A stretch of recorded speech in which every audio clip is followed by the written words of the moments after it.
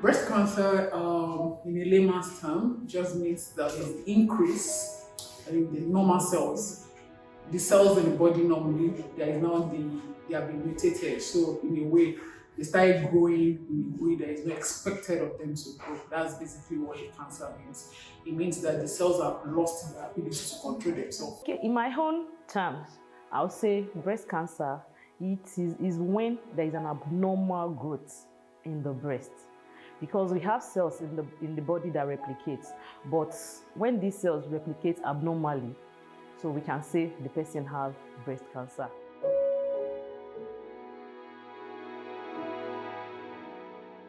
There's so many factors that are associated with it. You can't really say that it's just one thing that's causing it. So there are like a constellation of factors, and so which can be things that we can modify, or things that we cannot modify. So when I talk about things that we cannot modify, like increasing in age, is part of the factors that are associated with breast cancer. Unfortunately, I cannot modify my age, no matter how much I try. And the same thing, you cannot modify your family history. You're already born into the family already. So it's been shown that people that have family history of breast cancer have a higher chance of having it compared to the community itself. Likewise, people that have some genetic mutation, there's some things in their gene that has decided not to work the way it is. And for those set of people, it can be passed down from one generation to the other. And when they have that, there's nothing you can modify about that. So those are some of the things that you cannot really change that might cause breast cancer. But there are other things that we can change. Our own lifestyle. People that are taking so excessive alcohol intake, smoking of cigarettes, obesity, these are things that can be modified, that can actually help. Also in women that breastfeed their babies well. So you know that, okay, if I breastfeed my child very well, I'm actually not developing breast cancer. So which means this is something that I have a right over, something I can do. So with that, we can modify that. A couple of the things that we cannot modify is how the hormones in our body work. So there are some hormonal factors that are implicated as cause of breast cancer. That is someone that started menstruating very early, people that menstruate till very late. What do you mean by early? People that start menstruating around 8 years old, 9 years old, because they have so much increased estrogen exposure that can predispose them to having breast cancer. Likewise, people that do not stop menstruating on time. And the number of children that we have too. Studies have shown that people that do not have children at all might be at a higher chance of having breast cancer compared to people that actually have babies more than 12.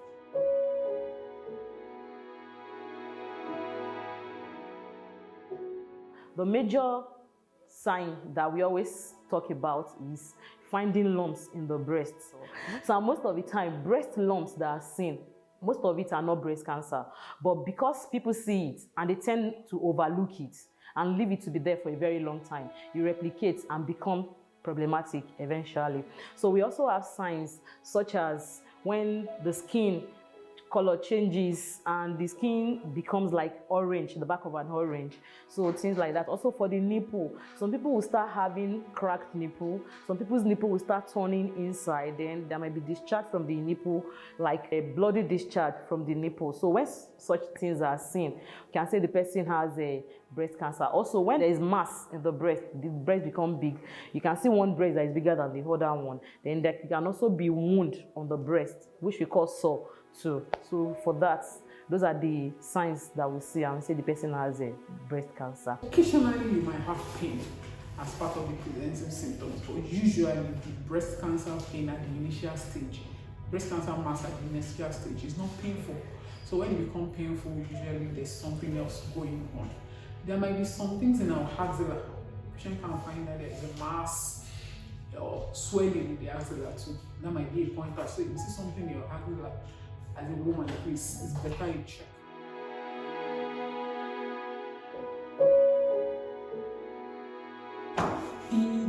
it's very common in this part of the world that people trend on myths which are not true.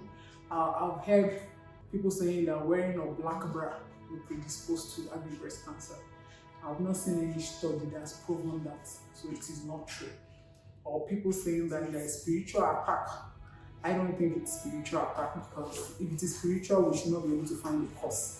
So when you see a malignancy under a microscope, it is caused by a cancer, not spiritual attack. Other things that people have alluded to is that when you put money in the brazier, it is not true.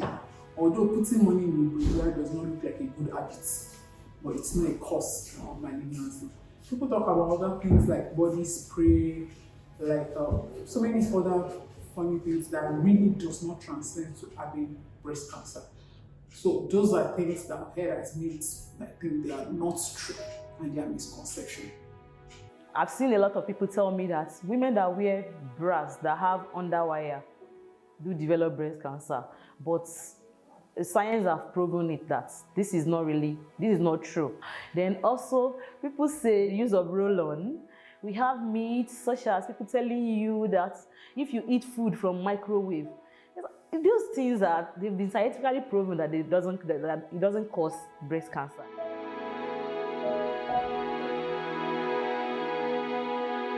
It is preventable. Preventable if those things that we talked about initially that can be modified are worked on. But those that are non-modifiable factors that could be a risk factor, there's nothing you can do about it. Anybody that has a positive family history of breast cancer should be a little bit more extra cautious by doing self-breast examination, by being available for clinical breast examination, which includes the use of radiological equipment like ultrasound and mammography for screening. And for everybody in the normal population that is above 40 that does not have any family history, it's imperative that they get the mammography done as a form of screening.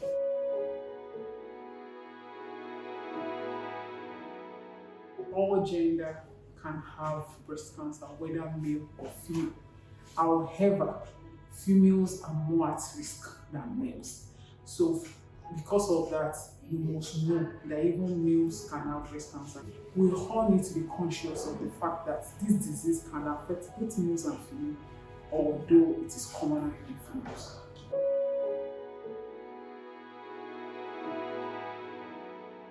We attribute so much to religion and cultural practices, and has affected the outcome of management or when people present. Our culture of denying things when they are unpleasant has been a major factor or problem that's been making people to present quite late for medical treatment. Because we'll see patients and you diagnose them with breast cancer, and the first thing they tell you is that God forbid, or it's not my portion. So that makes them not to accept medical care, and it makes them to go to every other place. Okay, let me just cite an example of a patient that came with breast lump to the hospital. And when she came in, we saw the lump and she was told that she will have lumpectomy done. Lumpectomy means removal of that breast lump, which is to be tested to know if it is actually benign or malignant. She came in for the mastectomy, for the lumpectomy. The lump was removed and was sent to the lab for investigation. And the next thing we see is that this patient did not come back to the hospital, did not come back again. So the result came out at that time to be malignant, but at the first stage. So the expectation was for this patient to come to choose to have either chemotherapy done or have that breast removed. But lo and behold, we did not see her. So we tried checking up on her to follow up on her, and we were unable to connect this patient. So the next thing we saw was that the patient came back to the hospital with a massive mass on her breast and with a lot of sore. And when she came in, we recognized her because we've seen her before. And at that moment, they want a miracle to happen. When history was being taken, and she now told us that the mother-in-law told her that in their family, they don't remove their breast. It's a taboo. So that they have to take her to the mountain to go and pray for her. And she's been there for that long period of time, till the thing becomes something that they cannot handle again. Now they're not bringing her back to the hospital. So those are the things that you see people just because of our own cultural belief and religious belief. So it has really it's actually affecting the treatment of breast cancer and people's response to breast cancer treatment too. I will try and encourage people, in as much as you want to use spiritual powers and all that, make sure that you go for orthodox medicine. As it is now, one of the ways treatment can be done is through drugs, surgery, and radiotherapy.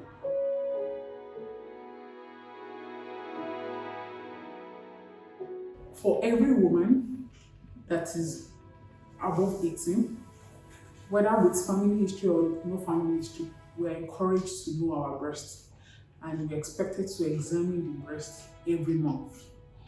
And the best time to examine the breast is usually day 7 to 10 of the menstrual cycle. So when is day 1? Day 1 is the day the menstrual cycle starts, when the woman starts bleeding. So from day 1 to day 7, the hormones are heightened. So if you try to examine the breast, you might not get the accurate examination. So studies have found that between day 7 and 10 is the perfect time.